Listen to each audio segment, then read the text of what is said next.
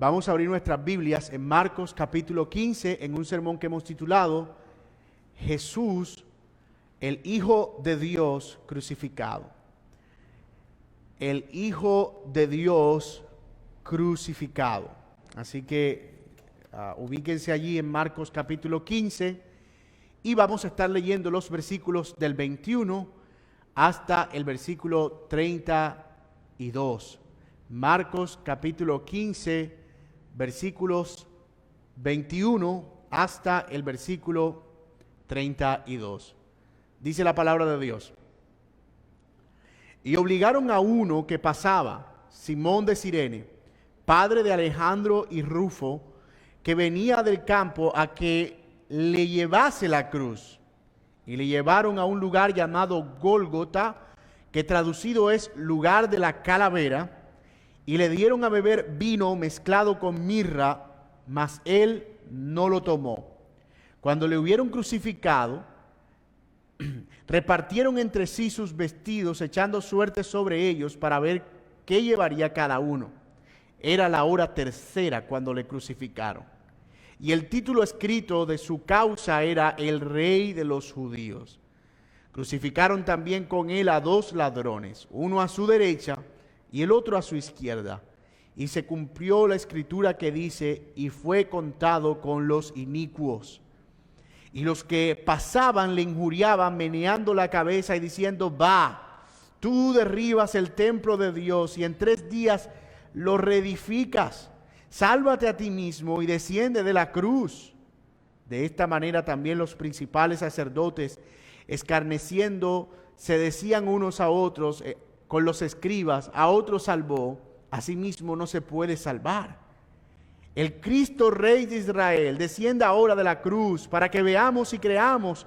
También los que estaban crucificados con él le injuriaban. Oremos. Señor, te damos gracias por tu palabra y por el gozo de poder venir, Señor, a este pasaje. Pero también, Señor, gracias por el Espíritu Santo, que nos da la capacidad para poder no solo comprender, sino aplicar la palabra a nuestras vidas. Y yo quiero pedirte que el Espíritu Santo, en permanente acción entre nosotros, nos deje ver la belleza de tu verdad. Que podamos, Señor, ser animados, ser alentados, ser exhortados, pero sobre todo que podamos ver a Cristo crucificado, no como el objeto de nuestra lástima, sino como el que murió por nuestros pecados para llevarnos a la vida eterna. Ayúdanos, Señor, para que durante esta transmisión también podamos tener, no tener problemas, Señor. Que mis hermanos puedan escuchar sin problemas la palabra y que en todo, Señor, nosotros podamos darte gloria. Oramos en el nombre y en los méritos de Cristo Jesús. Amén y amén. A lo largo de la historia, muchos de los movimientos más representativos que más marcaron a la humanidad fueron representados por símbolos. Una obra de arte, una representación escultural o algún recordatorio visible de lo que ese movimiento significó. Algunos movimientos que marcaron negativamente al mundo hoy son recordados por sus símbolos. La cruz esvástica de los nazis, por ejemplo, o algunos otros símbolos propios de las torturas y barbaries de esos movimientos. Aunque la Biblia se opone a las imágenes y no permite que nosotros adoremos imágenes o que nos hagamos imágenes algunas de lo que hay en la tierra o en los cielos, con frecuencia nosotros vemos a Dios, especialmente en el Antiguo Testamento, mandando a su pueblo a crear lugares que fueran recordatorios para ellos de obras o proezas que Dios hubiese hecho. Cuando ellos cruzaron el río Jordán, por ejemplo, Dios mandó a que Josué tomara unas piedras y construyeran un monumento para recordar que Dios había estado allí obrando poderosamente. Y de la misma manera, cuando Acán fue castigado en el libro de los jueces, se mandó a construir también un monumento y se le puso un nombre a ese monumento como un recordatorio de que la ira de Dios había caído sobre un hombre pecador. Así que nosotros hoy nos vamos a acercar a lo que es conocido a lo largo de toda la historia como el símbolo de la religión cristiana, la cruz.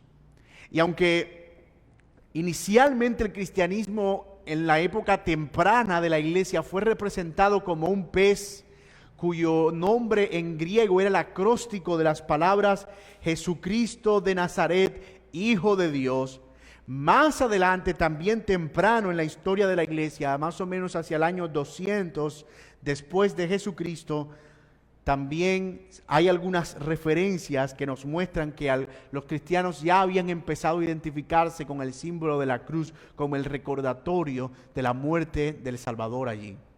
De nuevo, no era un objeto de adoración, pero sí era un recordatorio de lo que Dios había hecho, de cómo Dios había enviado a su Hijo a morir allí. Y noten que no fue un pesebre, tampoco fue el manto de Jesús, tampoco fue la tumba, pudo haber sido cualquier otro elemento, pero lo que se destacó fue precisamente la cruz, el madero donde el Señor Jesús fue crucificado y martirizado. Y de eso nosotros vamos a estar hablando en la mañana de hoy, de ese momento cumbre en la vida de Jesús, y que es el momento cumbre de toda la historia de la redención, la muerte de nuestro Señor Jesucristo. Es la cúspide de la revelación de Dios. Es más, todo el desarrollo de la historia bíblica tiene su momento culminante en este pasaje que nosotros vamos a estudiar hoy, el momento en el que el Hijo de Dios es levantado. En el Antiguo Testamento nosotros encontramos una historia muy peculiar. En el libro de Números, en el capítulo 21,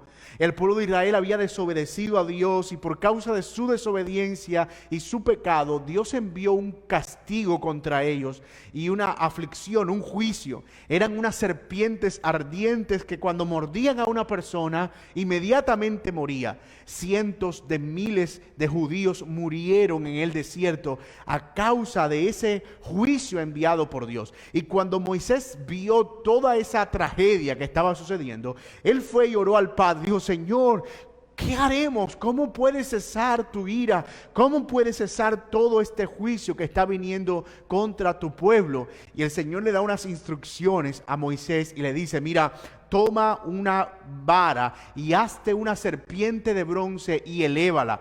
Y cuando alguien sea mordido por la serpiente y vea esa serpiente de bronce que tú construiste, entonces esa persona vivirá.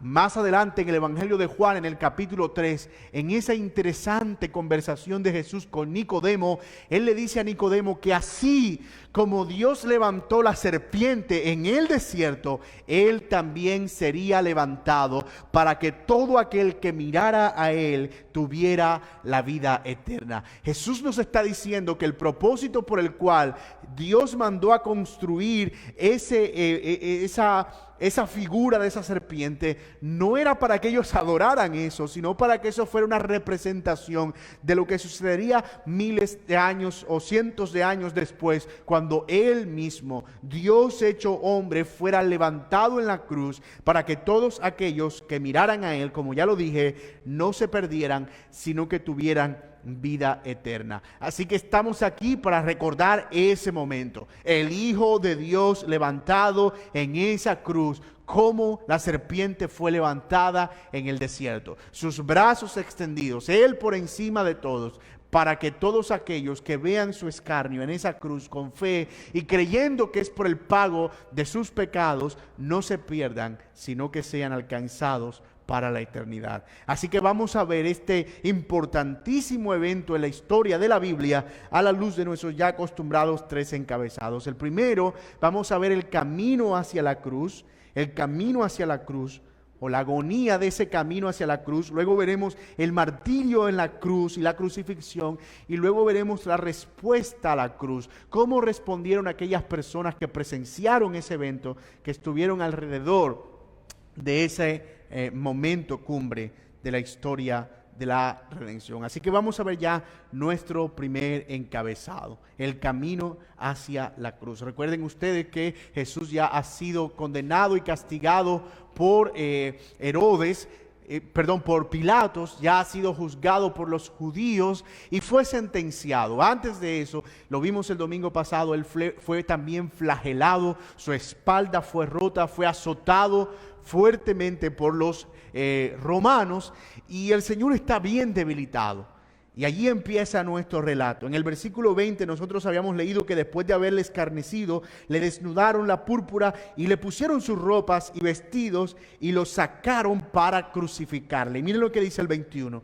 Y obligaron a uno que pasaba, Simón de Cirene, padre de Alejandro y de Rufo, que venía del campo, a que llevase la cruz. Miren conmigo, mis amados hermanos. En primer lugar, Jesús ahora tenía que recorrer un camino. Usualmente nos hemos imaginado ese camino como una montaña que él tenía que subir, pero en realidad no era así. Era tal vez una pequeña colina en la que tenía que subir un poco, pero no era propiamente una montaña, además que estaba a la orilla del camino. Y Jesús empieza a cargar la cruz, probablemente el bastón horizontal o el listón horizontal de la cruz, pero no puede, obviamente, porque está demasiado débil. Él había sido azotado, había perdido gran cantidad de sangre, pero recuerden que tampoco ha dormido, porque toda la noche estuvo orando, y antes de eso había estado afligido en su alma, y luego en el huerto de Getsemaní orando, y sus gotas de sudor como pesadas gotas de sangre. Así que Jesús está profundamente debilitado, y ante la imposibilidad de poder cargar la cruz, los romanos que lo llevaban tomaron a un hombre obligado, posiblemente un hombre que había venido para celebrar la fiesta de la Pascua. Se nos dice que era de Cirene, una región al norte de África, cerca a Egipto, y que era padre de Alejandro y de Rufo, Simón de Cirene. Ahora veremos, hermanos, que este Alejandro y Rufo eran personas muy conocidas en la iglesia de Roma, y que probablemente Marcos las está mencionando aquí precisamente por eso, porque eran muy conocidos. Pero este Simón de Cirene no era precisamente un creyente. No era alguien que estaba convencido de que Jesús era el Salvador. Así que él toma la cruz obligado. Y estamos aquí, hermanos, frente al primer personaje que supo literalmente lo que fue cargar la cruz de Cristo. Que supo en carne propia lo que fue llevar el peso de la cruz. Algo interesante que nosotros vemos también de este personaje llamado Simón es que ese encuentro con el Señor Jesucristo fue determinante para su fe. Porque vemos que más adelante sus hijos, a quienes más saluda aquí Marcos y también Romanos, Pablo en la carta a los Romanos en el capítulo 16, fueron creyentes fervientes, servidores al lado de Pablo. Así que esta experiencia probablemente marcó la vida de Simón, el ver el padecimiento del Señor Jesucristo y ver que incluso en medio de ese padecimiento él enmudeció y no abrió su boca. Definitivamente, hermanos, el énfasis de Marcos en las personas que tienen contacto con Jesús y la respuesta que tienen es muy marcado. Nosotros vemos a lo largo de todo el Evangelio Jesús presentándose como el Mesías, y ¿qué va a responder la gente? Unos le siguen y otros le persiguen. Y aquí, en cuanto a la cruz, nosotros vamos a ver cómo él repetitivamente está mostrando a Jesús crucificado y cómo está respondiendo la gente. Y aquí vemos principalmente a este hombre llamado Simón respondiendo con una conversión que sería para utilidad de la iglesia en los años subsiguientes. Otra cosa que nosotros vemos, hermanos, es que en el versículo 22 a él le llevaron a un lugar llamado Gólgota, que traducido es lugar de la calavera. El lugar donde Jesús fue crucificado exactamente no se conoce con precisión. Hay al menos dos lugares en los que se cree que probablemente pudo haber sido allí. Ese lugar de la calavera era una referencia a dos cosas. Número uno, a la forma que tenía esa pequeña colina como de una calavera, o también al hecho de que había muchos muertos allí precisamente porque era un lugar de juicio o un lugar de castigo. De hecho, la palabra que se usa en griego es la palabra para cráneo, y en latín también es la palabra que se usa para calvario. para Calvario, que es una palabra que nosotros conocemos muy bien, monte de la calavera. Allí fue llevado el Señor Jesucristo, que era el lugar donde se solía ejecutar este tipo de acciones como la crucifixión. Pero otra cosa que nosotros allí vemos que es bien interesante en el versículo 23 es que en el camino agónico de Jesús hacia la cruz, a él le dieron a beber vino mezclado con mirra. Le dieron a beber vino mezclado con mirra, pero dice Marcos que él no lo tomó. El vino y la mirra mezclados eran una especie de analgésico muy potente. La mirra era una planta amarga que normalmente mezclada con el vino hacía que las personas que tenían dolores de alguna manera fueran aliviados en esos dolores como una especie de sedante. Se cree que algunas mujeres a lo largo del camino solían darle a los crucificados este tipo de brebaje para que ellos no sintieran el dolor que representaba el ser crucificados en la cruz. Pero interesantemente Jesús rechaza ese vino con esa mirra, y yo creo por dos razones, y también sugieren eso algunos comentaristas. Número uno, porque él ya había prometido que no iba a tomar vino o del fruto de la vid hasta que él no viniera en gloria. Y número dos, y creo que esta es la más importante, porque el Señor Jesucristo no estaba dispuesto a no sufrir y a no llevar el dolor que representaba tener que ir a la cruz. Jesús no quiso tomar un atajo liviano, ni tampoco quiso sacarle la espalda.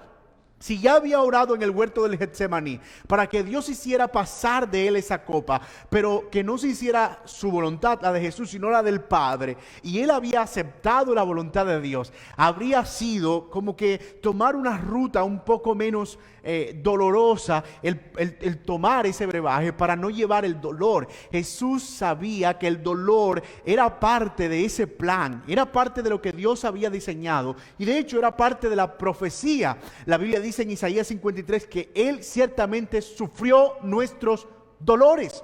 Así que Jesús en ningún momento estuvo dispuesto a tomar un camino fácil o a sacar el cuerpo al dolor de la aflicción. Él tomó toda la copa de la ira con todo el dolor que eso representaba. Así que, mis amados, yo quiero que tengan eso en mente.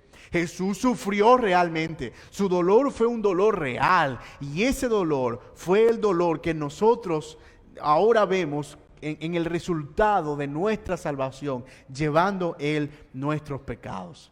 Algunas implicaciones aquí prácticas, hermanos. La primera, el camino de la cruz para Jesús estuvo lleno de mucha angustia y de mucho dolor.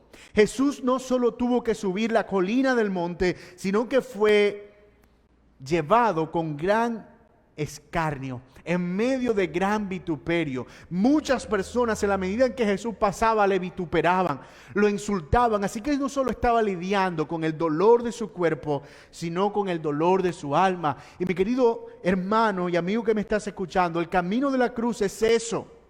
Es un camino caracterizado en ocasiones por el sufrimiento, por el rechazo, por el dolor, pero es un camino además en el que no hay atajos. No hay forma de evitar esto. No hay forma de nosotros encontrar la gloria sin la cruz. No hay forma de que nosotros podamos hacer a un lado el cuerpo a lo que representa ser un discípulo de Cristo y llevar la cruz sobre nuestras espaldas. Muchas personas, hermanos, hoy ven el Evangelio como un estilo de vida light, una tendencia, una forma moralista de vivir y una forma como surrealista en la que el dolor no existe, en la que todo es color de rosa. Pero ese no es el camino de la cruz. El Señor dijo: en el mundo tendréis aflicciones, pero tenemos la confianza de que Él ha vencido al mundo.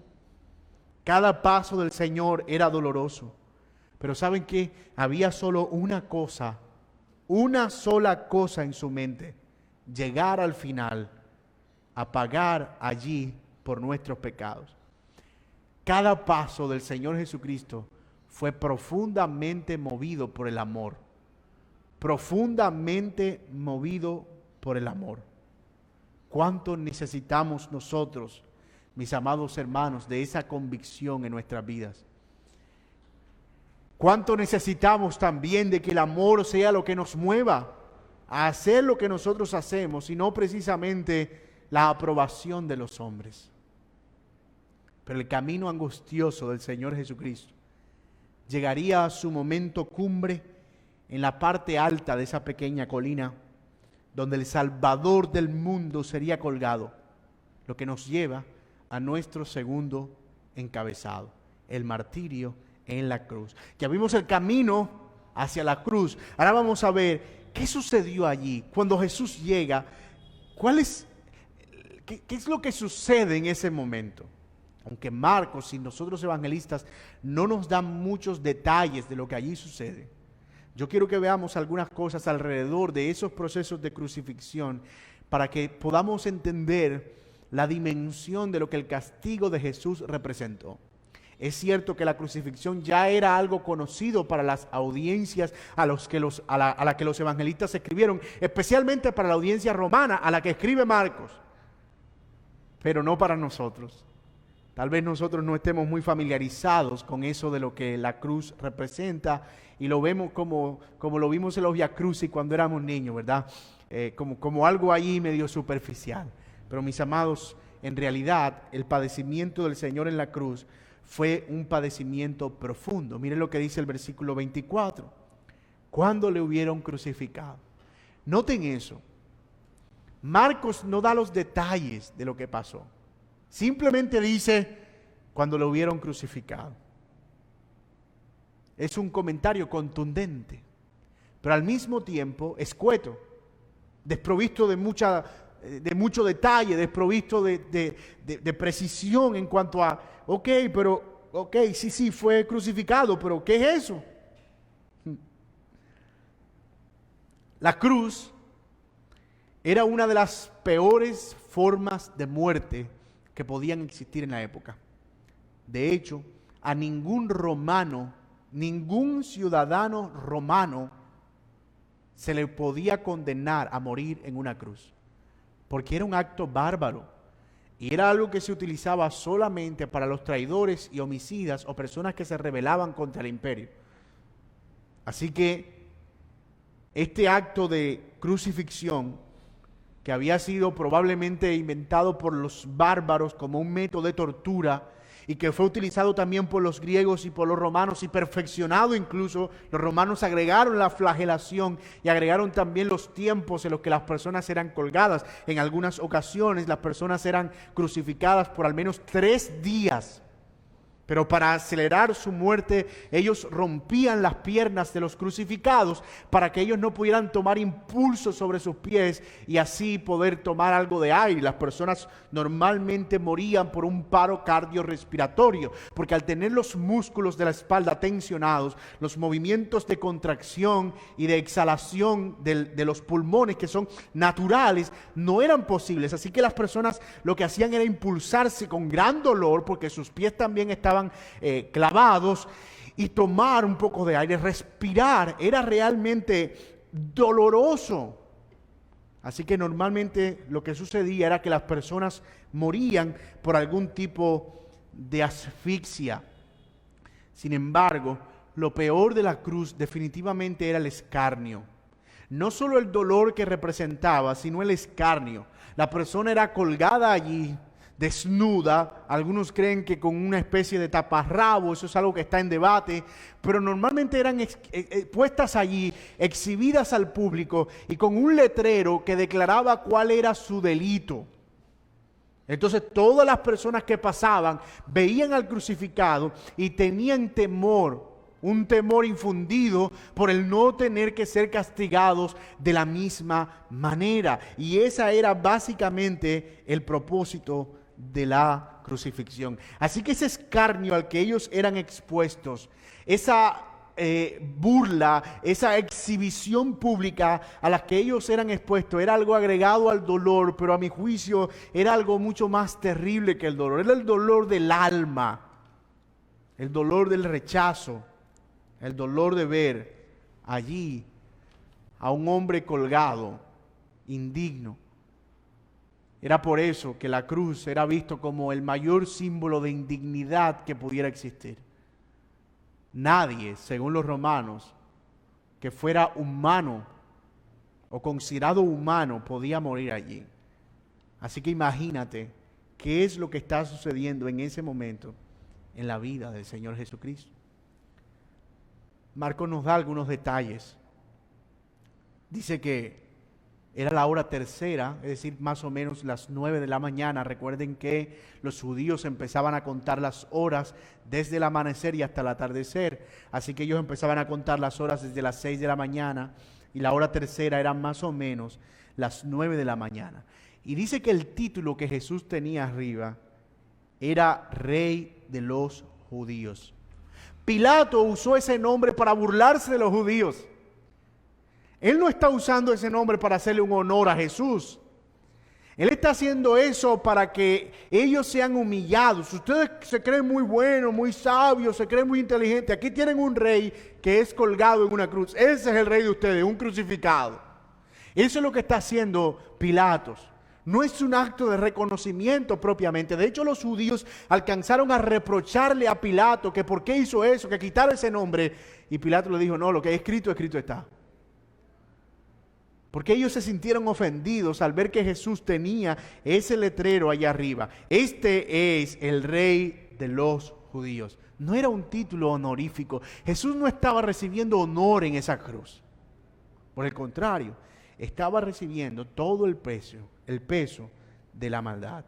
Pero hay dos cosas que yo quiero destacar, que Marcos también destaca en este momento cumbre. La primera está en el versículo 24. Dice que repartieron entre sí sus vestidos, echando suertes ellos para ver qué se llevaba cada uno. Los soldados romanos que estaban crucificando al Señor Jesucristo, cuando le quitan la ropa al Señor, eran 4 piezas, ¿verdad? Probablemente sandalia, un enterizo o una túnica sin costuras, y algunas túnicas internas. Y ellos estaban, un manto, y ellos estaban debatiendo eso. Tú me das la túnica, tú tomas el manto, tú tomas las sandalias, tú tomas las otras prendas internas. 4 piezas, 4 soldados. Y el otro detalle es que se nos dice que él fue crucificado también en medio de 2 ladrones, uno a su derecha y uno a su izquierda. ¿Por qué está haciendo Marcos esto? Bueno, lo hace para que se cumpla las escrituras en el versículo 28 que dice, y fue contado con los inicuos. De hecho, eso de que sus ropas serían entregadas también fue una profecía de David en el Salmo capítulo 22. Allí se profetiza que sus vestidos iban a ser repartidos. Mira, hermano, con cuánto detalle vemos a Marcos precisar que el momento en el que Cristo está siendo crucificado, no puede haber la menor duda de que Él es el Mesías del que se había hablado en el Antiguo Testamento, de que Él es el Hijo de Dios. Los soldados echaron suerte sobre sus vestidos y fue colgado entre 2 ladrones. Hermanos, esto tiene que darnos a nosotros tremenda confianza en la palabra de Dios. Si tú en algún momento has dudado de la palabra de Dios, de la veracidad de la palabra de Dios, de la certeza de la palabra de Dios, déjame decirte, mi hermano, no tenemos razón alguna para cuestionar la Biblia. Porque todas sus promesas y las profecías relacionadas con la muerte del Señor Jesucristo tuvieron su cumplimiento aún en los detalles más minúsculos. Así que todas esas promesas que deben cumplirse aún y que tendrán lugar cuando Jesús regrese por segunda vez y que tienen que ver con nuestra redención, podemos estar seguros que se cumplirán. La palabra de Dios es inquebrantable. Ahora, yo quiero que a nivel de aplicación veamos algunas cosas en este punto. Número 1, yo no quiero que piensen en esto con lástima. Y cuando estoy presentando todos los padecimientos del Señor Jesucristo, todo su sufrimiento, todo lo que Él tuvo que padecer en la cruz, yo no estoy esperando que usted se ponga a llorar por lástima. Porque al fin y al cabo, los otros 2 que estaban al lado también padecieron lo mismo. Y muchas otras personas fueron crucificadas a lo largo de la historia.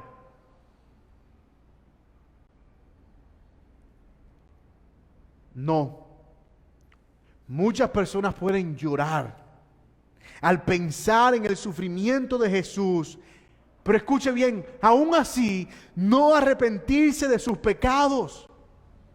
Pueden llorar viendo La Pasión de Cristo, la película, hasta la saciedad y caer en el suelo llorando. Oh, pero ¿cómo pudo Él sufrir todo ese sufrimiento y aún así no arrepentirse de sus pecados? El verdadero sentido de esta crucifixión no está en la lástima que produce el dolor que tuvo que cumplir, que tuvo que sufrir el Señor Jesucristo, sino en el cumplimiento de las promesas de redención. Es el Hijo de Dios haciéndose maldito por nosotros, para que nosotros, que éramos malditos por nuestro pecado, viniéramos a ser benditos en Él. Eso es lo que está sucediendo en la cruz, y eso es lo que tenemos que ver detrás del sufrimiento.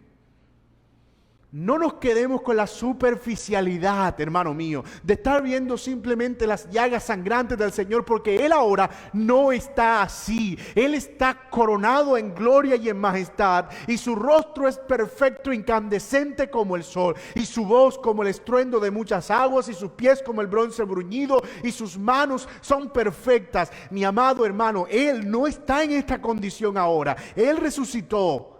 Así que esto tuvo un propósito, y no fue que nuestros corazones se arrugaran de tristeza, sino que pudieran ser movidos a un arrepentimiento verdadero y genuino.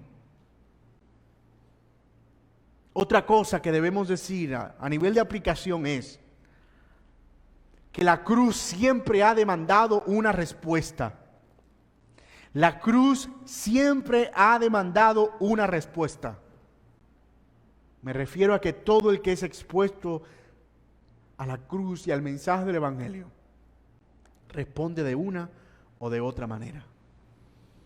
No deja de sorprenderme que mientras el evento más grande de la historia está sucediendo al pie, justo al pie de la cruz, hay unos soldados romanos sorteándose los vestidos de Cristo. Ellos están dándole la espalda a lo que está sucediendo allí. Y están solo preocupados por lo que pueden llevarse a sus casas. Es increíble que ellos podían en ese momento llevar a sus casas la vida eterna, pero decidieron llevar unos trapos, unas sandalias, un manto. ¿Y sabe qué es más lamentable? Que muchos hoy, lo único que pueden llevarse de Jesús son buenas amistades, buenas relaciones, buenos recuerdos, una que otra bendición material aquí y allá. Y eso es todo.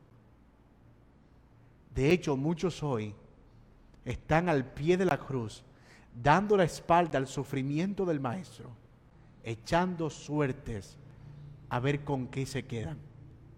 ¿Cuáles son las cosas materiales que pueden ser de provecho para ellos?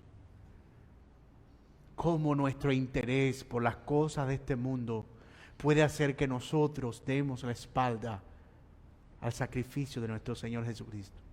¿Cómo nos ciega la avaricia y el amor por las cosas materiales y hace que nosotros ignoremos lo que Jesús hizo en la cruz del Calvario? Si tú estás siguiendo a Jesús solo por lo que Él puede darte en términos materiales, déjame decirte, eso es lo único que recibirás si es que llegas a recibirlo.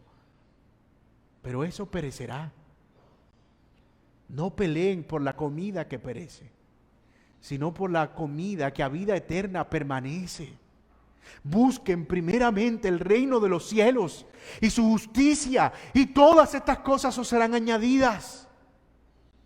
Estos especialmente, mis amados hermanos, son días en los que muchas personas están buscando afanosamente las cosas materiales y están buscando afanosamente cómo salvar su propia vida, cómo salvar un enser aquí, cómo comprar allá, cómo entregarse a las cosas materiales. Pero Jesús, siendo ignorado. Pero ¿sabes qué? Cuando Él aparezca de nuevo, tú estarás a sus pies, pero ya no al pie de una cruz, sino al pie de un trono. Y Él siendo Rey, Señor y Juez, y entonces no podrás ignorarlo. Cuando Él aparezca por segunda vez, ya no serás tú quien reparta sus vestidos. Es Él quien repartirá a los justos al reino de su Padre y a aquellos que desecharon la justicia al infierno eterno. Tú hoy estás al pie de esa cruz. De nuevo, este pasaje que nosotros estamos leyendo nos está llevando al pie de la cruz. El Señor ha querido hoy ponernos al pie de su cruz. ¿Y qué te vas a llevar? ¿Qué vas a abrazar hoy, mi querido hermano? ¿Qué vas a tomar para ti? ¿Qué es lo que vas a abrazar? La cruz demanda una respuesta. Pero, lamentablemente, unos responden con rechazo y no con arrepentimiento. Lo que nos lleva a nuestro tercer y último encabezado. La respuesta a la cruz. Como vimos, la cruz demanda una respuesta. Es una respuesta de arrepentimiento. Pero lamentablemente muchos responden dando la espalda, con rechazo, no con arrepentimiento. Si notamos el énfasis de Marcos en estos últimos pasajes, ha estado alrededor precisamente de la respuesta que Jesús demanda. Todo, incluso el Evangelio, tiene que ver con eso, pero especialmente estos últimos capítulos. Si ustedes ven en el juicio religioso, bueno, antes de eso, en la cena, si ustedes ven, Judas lo traiciona. Luego, en el juicio, cuando él es capturado, sus discípulos le abandonan. En el juicio religioso, él es blasfemado, injuriado y escupido. Allí mismo, ese mismo día, por Pedro, el discípulo. Él es negado en 3 ocasiones. Luego, en el juicio romano, él es injuriado y burlado también por los romanos. Y ahora, en la cruz, Jesús vuelve a ser injuriado y vuelve a ser rechazado. Entonces, noten ese énfasis de Marcos que es continuo, que es bien permanente en este hecho de que la respuesta a Jesús de estos líderes religiosos siempre fue con injuria y rechazo. Miren, por ejemplo, versículo 29, le rechazaron los que pasaban. Versículo 31, le rechazaron los principales sacerdotes. Versículo 32, también los ladrones que estaban en la cruz le rechazaron y le injuriaron. La gente que pasaba se burlaba. Esa palabra que nosotros vemos ahí como es una burla. Es pararse frente a la cruz y decir, a otro salvó y no se puede salvar a sí mismo. ¡Ja, ja, ja! Era una burla grosera.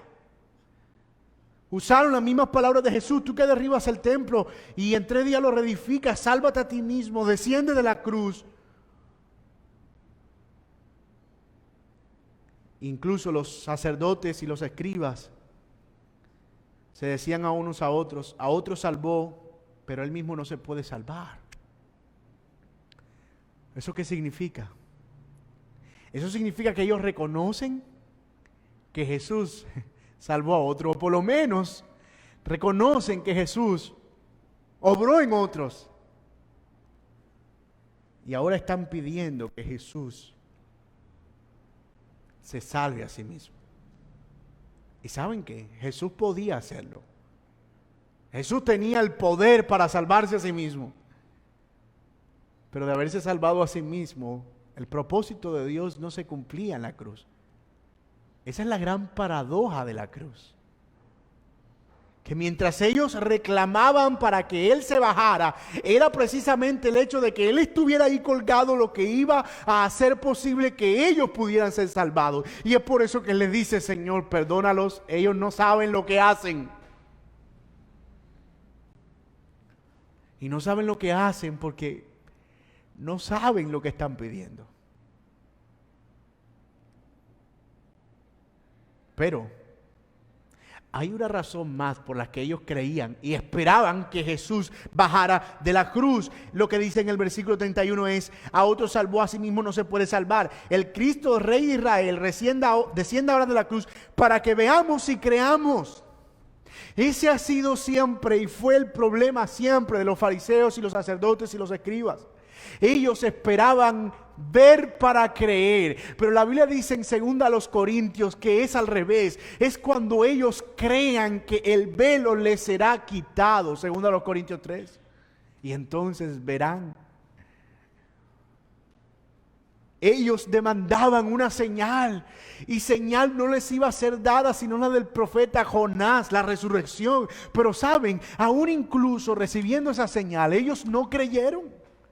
Jesús lo dijo en la parábola del rico y Lázaro: ellos no van a creer, ni siquiera si uno se levanta de los muertos. Si Jesús se hubiese bajado de esa cruz, ellos hubiesen dicho que era Satanás. Ellos no estaban demandando una señal para creer, ellos estaban ciegos realmente. Y a menos que creyeran en Jesús, no iban a poder ver tales obras. Amados, hay muchas personas que viven como los escribas y los fariseos, esperando señales para poder creer. Y solo alimentan su fe de las cosas extraordinarias que puedan ocurrir. Pero Jesús, hermanos, nos está enseñando aquí que nosotros no necesitamos de cosas extraordinarias, porque la cosa más extraordinaria que ha sucedido es precisamente Él muriendo en la cruz del Calvario. Eso es todo lo que necesitamos para creer. Ni más ni menos. Oh, pero hay otra cosa que yo no quiero pasar por alto. Y es que los ladrones también le injuriaban. Estos hombres estaban colgados allí por una razón justa. Algunos dicen que no eran propiamente ladrones comunes y corrientes, que eran revolucionarios que se habían opuesto probablemente a la rebelión de Barrabás. Es más, en ese día debían estar crucificados ellos dos y Barrabás en la mitad. Pero recuerden ustedes que Jesús toma el lugar de Barrabás. Pero ellos le injuriaban. Y quiero destacar esto, ¿saben por qué? Porque a veces nosotros creemos que Jesús está colgado allí y el de la derecha es más malo que el de la izquierda, porque el de la izquierda sí dijo: Señor, sálvame y ayúdame y acuérdate de mí cuando vengas en tu reino. Entonces decimos: es que él era menos ladrón, él era menos malo. No, los dos estaban perdidos, los dos eran perversos, los dos injuriaban a Jesús. Pero escúcheme, los dos estuvieron expuestos a la misma cruz, los dos escucharon las mismas palabras, los dos vieron las mismas gotas de sangre derramarse, pero uno recibió justicia y el otro misericordia. Mis amados, esa es la historia del Evangelio. Jesús haciendo visible su poder y su gloria a través del juicio, y visible su poder y su gloria a través de la gracia y la misericordia. Los dos merecían el castigo divino, pero Él elige ser glorificado en uno por su ira y glorificado en otro por su misericordia. Dios es infinitamente justo y misericordioso, y este pasaje es una de esas evidencias. Ninguno de los dos había hecho méritos suficientes para ser salvado, pero el Señor en la cruz, hermanos, concede a uno el arrepentimiento y a otro el endurecimiento. Y no es injusto, porque lo justo era que ambos murieran. No es un tema de justicia e injusticia, es un tema de misericordia. Porque Dios, hermanos míos, Dios del que quiere tiene misericordia, y al que quiere endurecer, endurece, de modo que no depende del que quiere ni del que corre, sino de Dios que tiene misericordia. Y si hay algo por lo que nosotros debemos clamar por nuestros familiares no creyentes, es: Señor, por favor, ten misericordia. Ten misericordia.